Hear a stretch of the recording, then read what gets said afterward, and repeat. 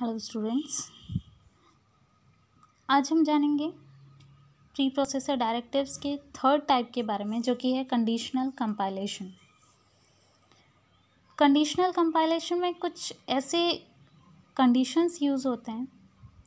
Suppose अगर हमें कुछ लाइन ऑफ कोड्स या कुछ पोर्शन ऑफ कोड्स को, प्रोग्राम के कुछ पोर्शन ऑफ कोड्स को ही एग्जीक्यूट कराना है, तो हम यूज़ करते हैं कंडीशनल कंपाइलेशन। या हमें कुछ specific part of the program, कुछ कंडीशंस के अकॉर्डिंग उन specific part of the program को स्किप करा देना है ताकि वो एग्जीक्यूट ना कर पाए, तो हम कंडीशनल कंपाइलेशन का यूज़ करते हैं।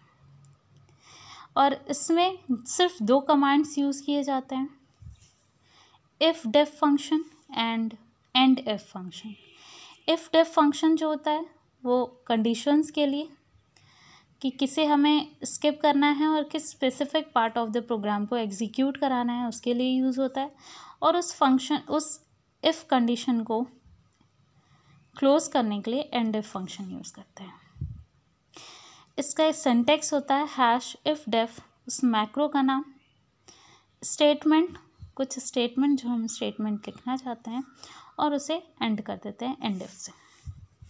एग्जाम्पल के तौर पर अगर हम एक एग्जाम्पल लेते हैं जहाँ पे लिखा हुआ है हैश इंक्लूड stdio.h, जो कि एक फाइल इंक्लूजन डायरेक्टिव है।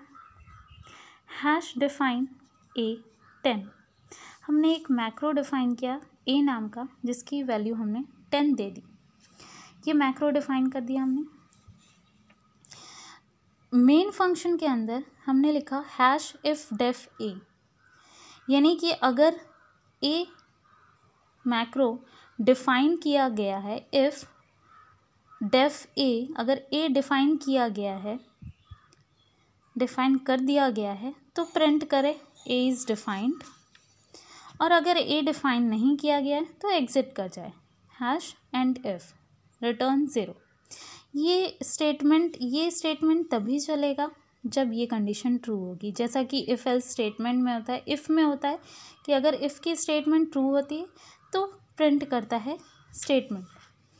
तो हैश इफ़ डेफ ए को अगर हमने डिफ़ाइन किया है तो वो प्रिंट करेगा इज़ डिफ़ाइन। क्या हमने ए को डिफ़ाइन किया है?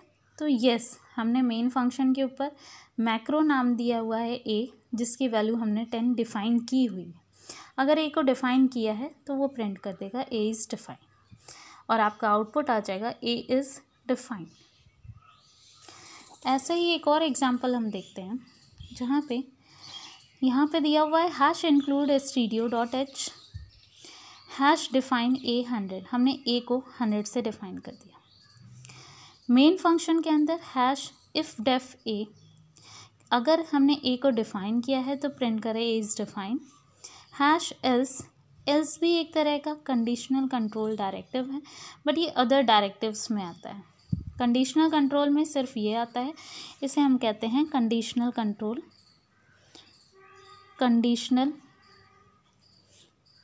डायरेक्टिव या कंडीशनल कंट्रोल डायरेक्टिव्स।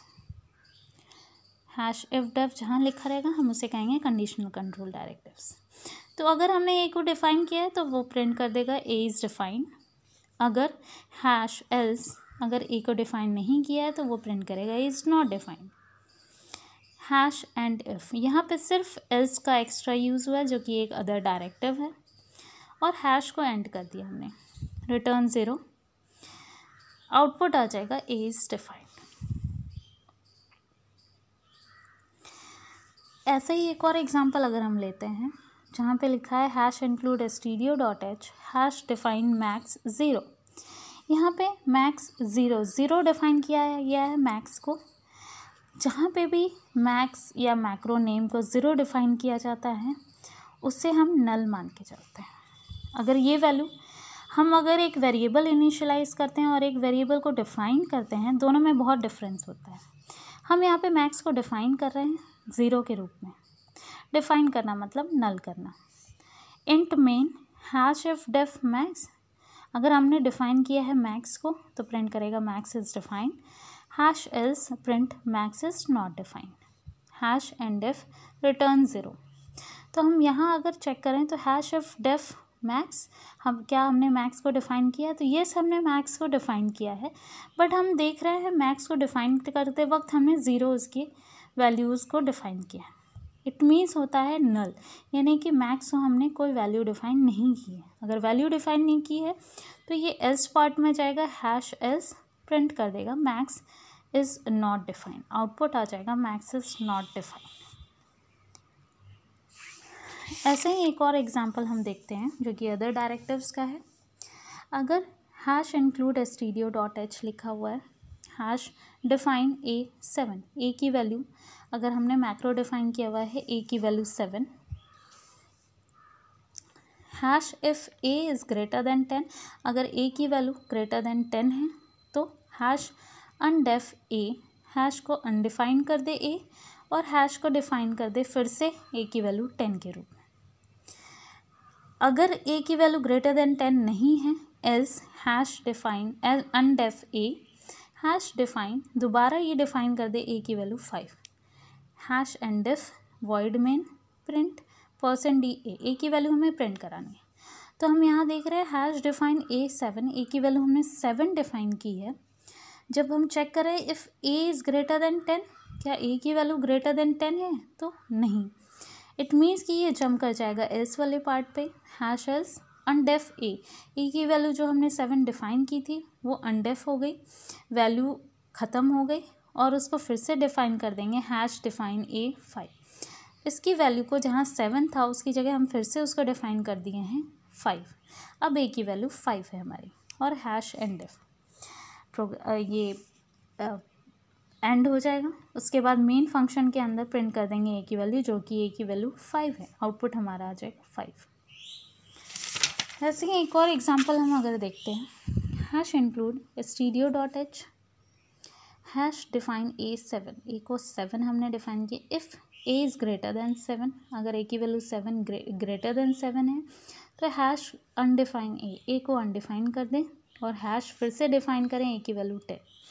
अगर ए की वैल्यू ग्रेटर देन 10 नहीं है तो हैश एलिफ, एलिफ जो यूज़ होता है वो एल्स इफ़ के लिए यूज़ होता है, एल्स इफ़ का शॉर्ट फॉर्म है। तो हैश एलिफ, अगर ए की वैल्यू लेस देन 5 है तो हैश अनडेफ ए को अनडिफाइन करें और फिर से डिफाइन कर दे ए की वैल्यू 20। अगर ए की वैल्यू ना ग्रेटर देन 10 है ना लेस देन 5 है तो एल्स पे पार्ट पे जंप करेगा और प्रिंट कर देगा हैश अनडेफ ए, हैश फिर से डिफाइन कर देगा ए की वैल्यू 100। तो हम देख रहे हैं ए की वैल्यू 7 है जो कि ना ग्रेटर देन 10 है ना लेस देन 5 है, तो एल्स वाले पार्ट पे आ जाएगा और अनडिफाइन कर देगा, ए की वैल्यू ख़त्म हो जाएगी और फिर से ए की वैल्यू को 100 डिफाइन कर देगा, हैश अनडेफ, एंडिफ हो गया।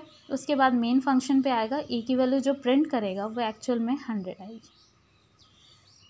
तो ये कुछ हमारे अदर डायरेक्टिव्स के एग्जाम्पल थे जिनकी हेल्प से हम समझ सकते हैं कि कंडीशनल कंपाइलेशन किस तरीके से वर्क करता है और प्री प्रोसेसर डायरेक्टिव हमारा एक्चुअली कैसे वर्क करता है। Thank you.